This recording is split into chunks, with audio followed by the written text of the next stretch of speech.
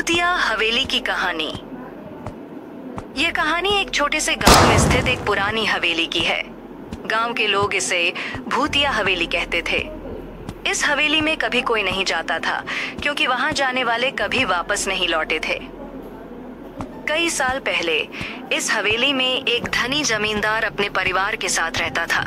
जमींदार का स्वभाव बहुत ही क्रूर था और उसने गांव के लोगों पर कई अत्याचार किए थे। कहते हैं कि एक रात जमींदार के पूरे परिवार की हवेली में ही हत्या कर दी गई थी।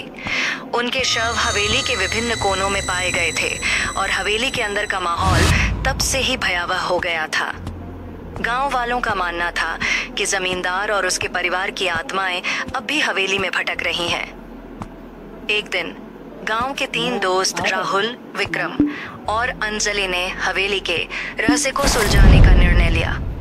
गांव वालों ने उन्हें बहुत मना किया पर वे नहीं माने। तीनों ने तय किया कि वे रात के समय हवेली में जाएंगे ताकि वहां के भूतिया माहौल को खुद देख सकें।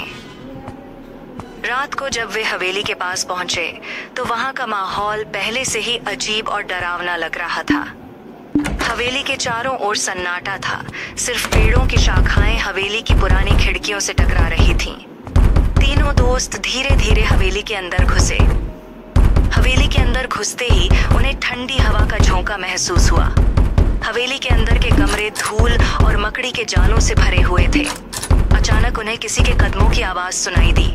तीनों ने मुड़कर देखा लेकिन वहां कोई नहीं था। डर के मारे उनकी सांसें तेज हो गईं। जैसे ही वे हवेली के अंदर और गहराई में गए, उन्हें जमींदार का पुराना कमरा मिला। कमरे का दरवाजा धीरे धीरे अपने आप खुल गया, जैसे कोई उन्हें अंदर बुला रहा हो। कमरे के अंदर घुसते ही तीनों ने देखा कि दीवारों पर खून के धब्बे लगे हुए थे और वहां की हवाएं और भी ठंडी हो गई थीं। अचानक कमरे के बीचों बीच एक परछाई दिखाई दी। वह परछाई जमींदार की थी जो चीखते हुए उनकी ओर बढ़ी। तीनों दोस्त डर के मारे भागने लगे लेकिन हवेली के दरवाजे अपने आप बंद हो गए। जमींदार की आत्मा अब हवेली के हर कोने में दिखाई दे रही थी। उसके चेहरे पर एक खौफनाक मुस्कान थी और वह धीरे धीरे उनके करीब आ रही थी।